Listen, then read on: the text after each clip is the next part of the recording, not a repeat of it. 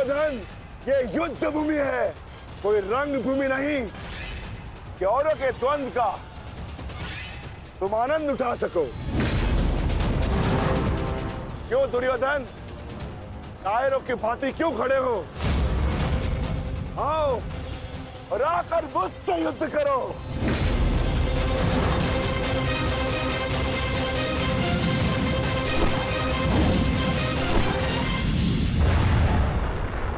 गंगापुत्र, शीघ्रता कीजिए, अर्जुन आपको द्वंद्व में उलझा रहा है। इधर भीम दुर्योधन की ओर बढ़ रहा है। महामहिम, कुछ कीजिए।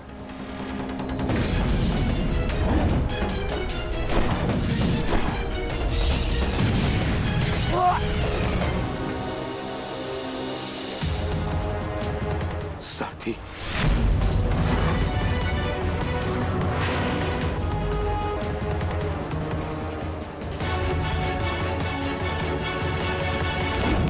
सावधान अर्जुन। या तो तुम युद्ध करना भूल गए हो या फिर तुम्हें युद्ध करने का साहस नहीं है।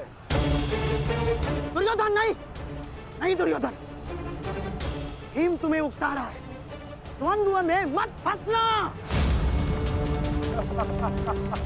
उचित कहा मामाश्री। मेमनों के आखेट के लिए से आगे नहीं बढ़ते, बस होगे भीम के लिए तो मेरी कलिंग की सेना ही पर्याप्त है। कलंक के वीरों, आक्रमण करो और इसको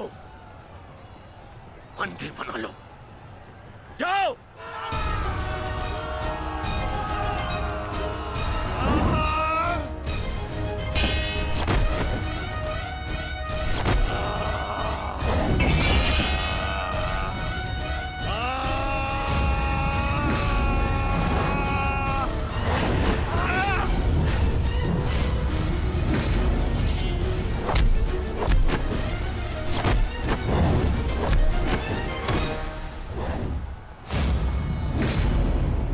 दुर्योधन, बस ये इतने से थे? अरे इनसे तो युद्ध करके मेरे हाथ पैर भी नहीं खुले।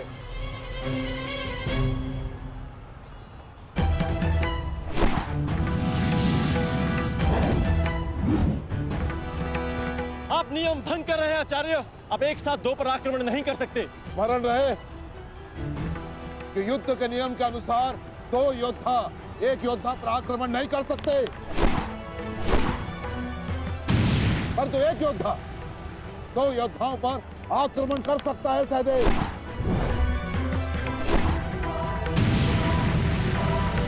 क्या करें नकुल, कुछ करना होगा। हमें गुरु दौड़ को रोककर अधिक से अधिक समय भ्राता भीम को देना होगा।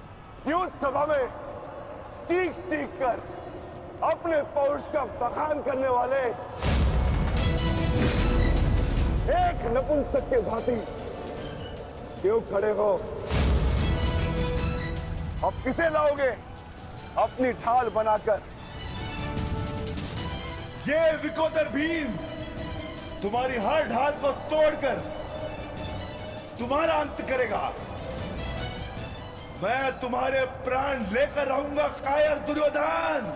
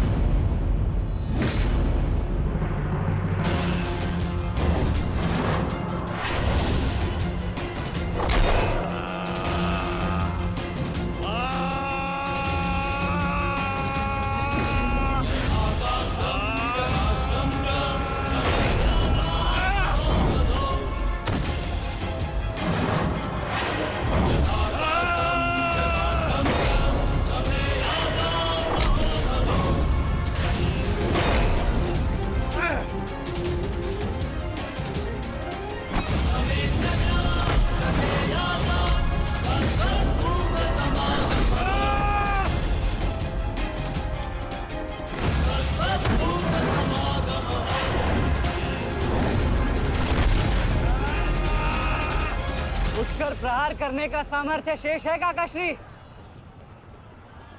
या पराजय स्वीकार करते हैं? जय और पराजय की चुनौती बराबरी के योद्धाओं को दी जाती है बालक।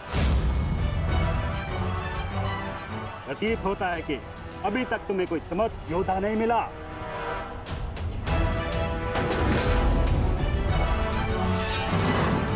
मैं शब्दों के बाण नहीं चलाता नानाश्री। अच्छा, तो युद्ध करो या समर्पण करो।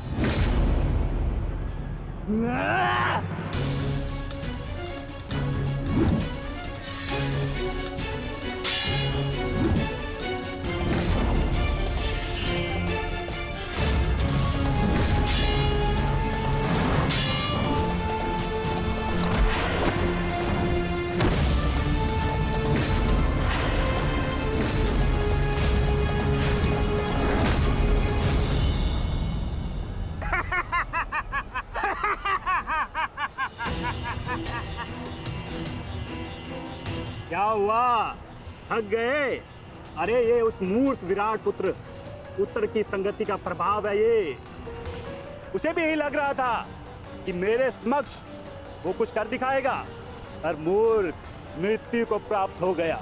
मृत्यु को चींटी की भांति इन्हीं हाथों से मसल दिया मैंने उसे।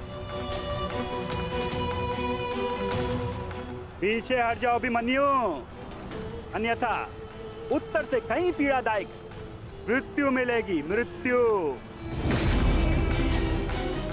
तो ये समझिए कि आज उत्तर का प्रतिशोध पूर्ण होगा।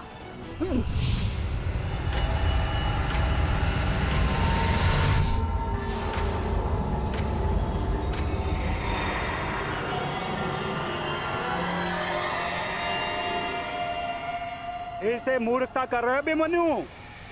मेरी शक्तियों के बारे में ज्ञात नहीं है। शत्रु का क्रोध मुझे और बलशाली बनाता है। बलशाली।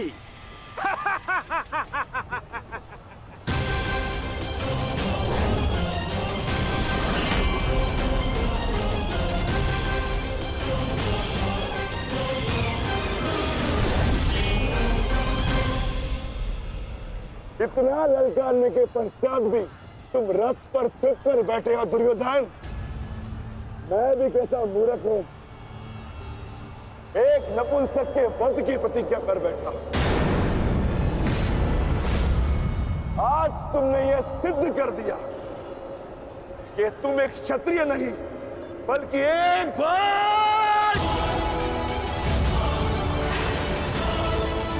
बहुत हो गया। सावधान! क्रोध से भरे कुमार भीम अब युवराज दुर्योधन की ओर बढ़ रहे हैं महाराज। मेरा दुर्योधन किसी संकट में तो नहीं ना? कहीं ऐसा तो नहीं कि भीम युद्ध के दूसरे दिन ही पांडव पक्ष को जयश्री दिलवा दे?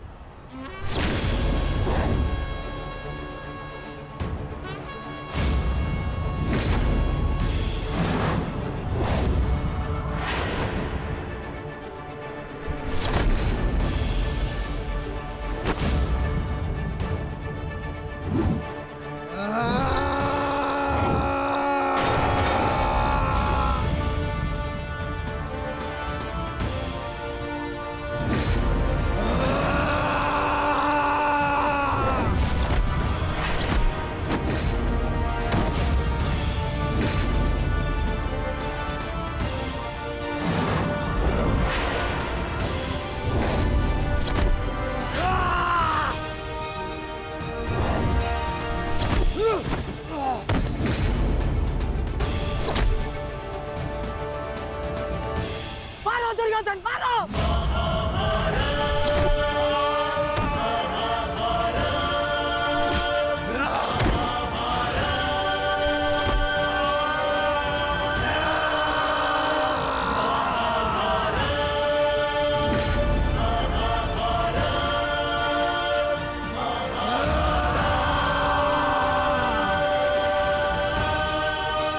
क्या हुआ गदाधारी भीम? अब दिखाओ तुम्हारा पौरुषत्व। या कहो तो हस्तिनापुर की स्त्रियों से आभूषण लाके तुम्हें पहना दूं? क्या हुआ? युद्ध बातों से नहीं, बल से जीता जाता है। यदि इस जैसे शरीर में थोड़ा सा भी साहस बचा है, क्रोध और प्रहार कर मुझ पर। अरे ये क्या पहचानेगा अपनी शक्ति को? इसे कैसे मैंने वस्त्र और आभूषण रहित करके हाथों के मत्थे बिठा दिया था मैंने।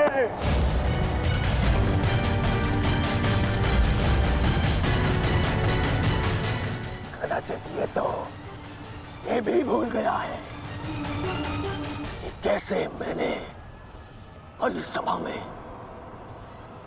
उस दासी द्रौपदी को उसका उचित स्थान दिखाया था।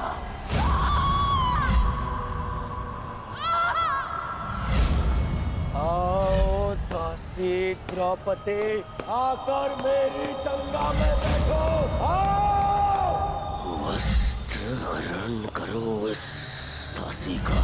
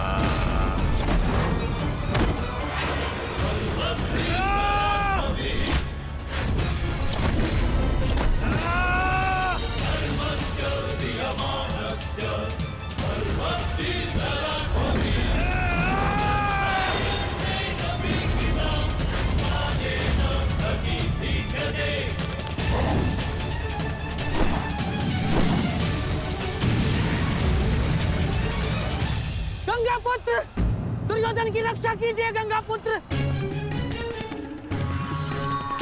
महामहिम, ये क्या कर रहे हैं आप? अपने वचन को पूर्ण कीजिए। आज यदि आपने भीम का वध नहीं किया तो हस्तिनापुर का युवराज घर नहीं लौटेगा। महामहिम, भीम, रुक जाओ, दूर हो जाओ दुर्योधन से, अन्यथा मुझे तुम्हारा वध करना होगा।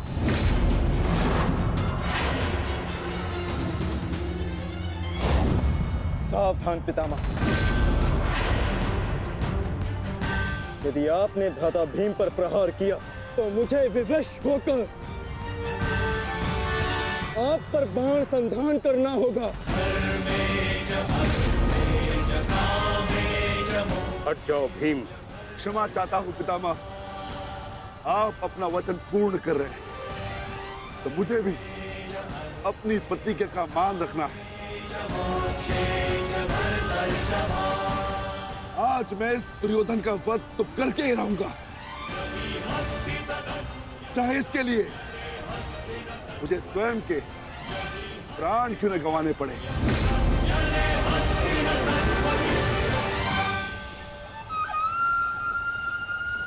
स्वयं के प्राण गंवा सकते हो भीम, परंतु क्या अपने दोनों भ्राताओं को इस आहुति में झोंक दोगे तुम? तुम्हारी इस भूल का फल नकुल और सहदेव को भुगतना होगा भीम। जरा देखो उधर।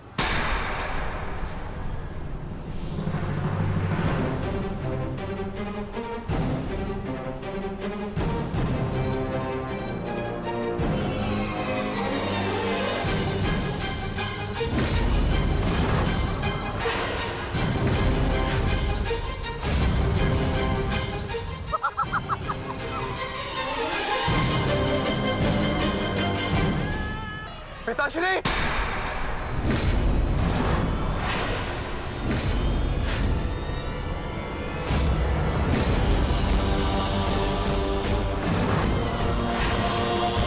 शस्त्र को नीचे करिए द्रोण।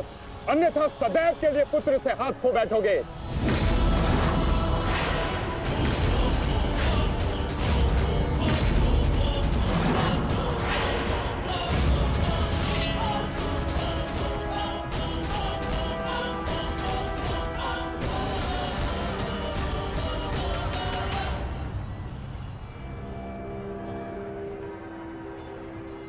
दुर्योधन, तेरा अंत आ गया है। तुम्हारे पास दो विकल्प शेष है दुर्योधन। या तो देश युधिष्ठिर के समक्ष आत्मसमर्पण करो, अपनी सेना को पीछे हटने का आदेश दो, या फिर अपने प्राण यमराज को समर्पित करो।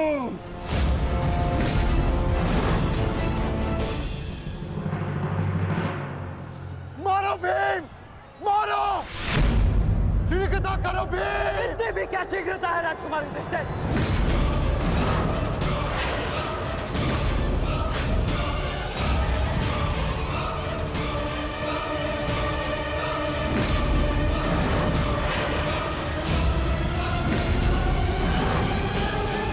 पीछे हट जाइए विकोदर भीम, अन्यथा मूल्य अपने ज्येष्ठा के प्राण देकर चुकाने होंगे। नहीं भीम, नहीं! मेरी चिंता मत करो, अपना वचन पूर्ण करो। ऐसा अवसर दोबारा नहीं मिलेगा अनुज। मत करो इस दुर्योधन का। पांचाली के अपमान का प्रतिशोध लो भीम। मारो इस दुर्योधन को। एक बार पुनः सोच लीजिए, अवसर दोबारा मिल सकता है, परंतु ज्येष्ठ के प्राण दोबारा नहीं लौटेंगे। मारो भीम, मारो!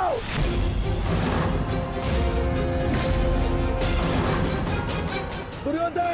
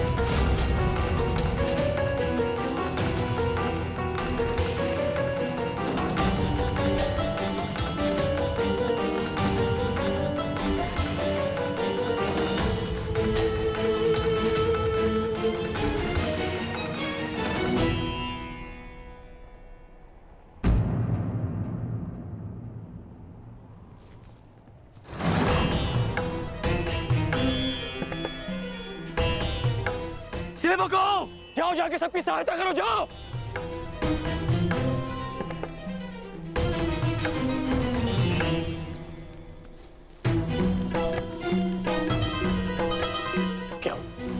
क्या हुआ?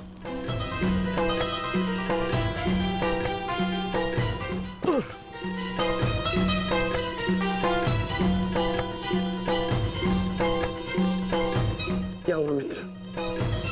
आज हम ये युद्ध हारने ही वाले थे मित्र। उस भीम ने मेरा वध कर ही दिया था, परंतु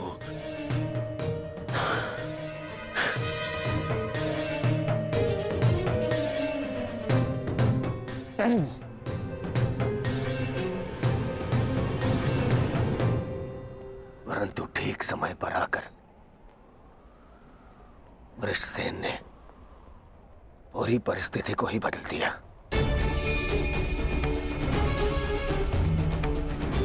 वीर वृषसेन ने आज न केवल मेरे प्राणों की रक्षा की,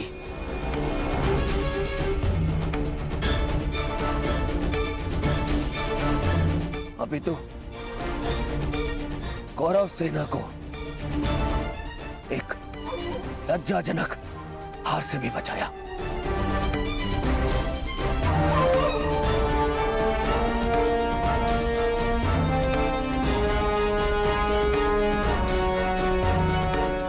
मैं गर्वित हूं तुम्हें अपनी सेना में पाकर पुत्र, गर्वित हूं मैं।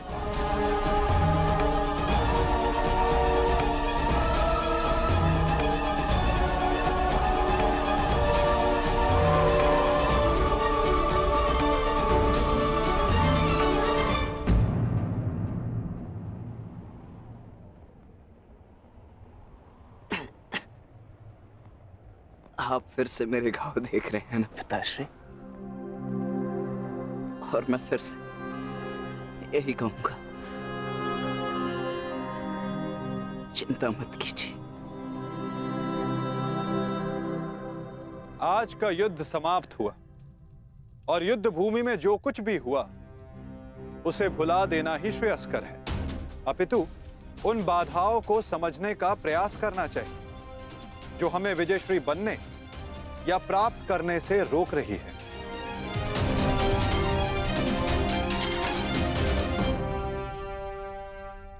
सबसे बड़ी बाधा तो वो कर्ण का पुत्र वृषसेन है। आज दूसरे दिन भी उसने दुर्योधन का अंत होने से बचा लिया। दुर्योधन के वध होने के पश्चात वृषसेन को अपने मार्ग से हटाना अति आवश्यक है। कुछ नहीं होगा आपके पुत्र को, और आपका पुत्र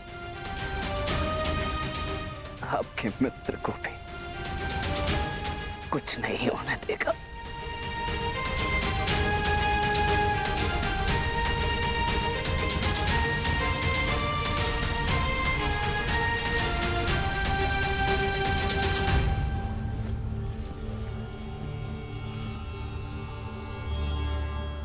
मित्र, आज का दिन हमारे पक्ष में नहीं था।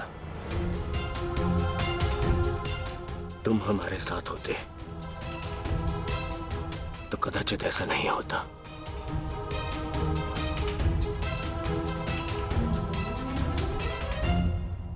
आज युद्ध भूमि में कौरव केवल धर्मराज युधिष्ठिर का वध करने का प्रयत्न करते रहे, और कल हम दुर्योधन को अपना लक्ष्य बनाएंगे।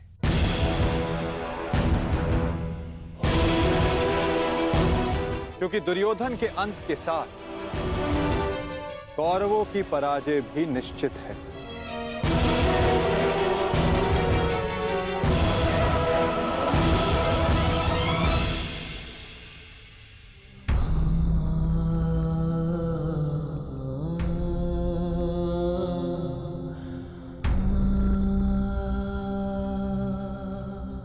पुत्र,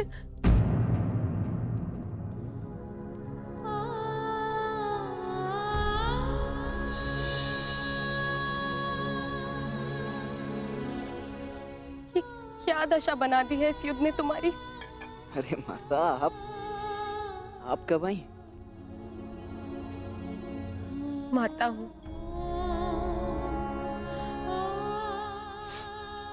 पुत्र को घाव लगता है तो माता को आभास हो ही जाता है। मेरे मन ने कहा कि मेरा पुत्र संकट में है, दौड़ी चली आई।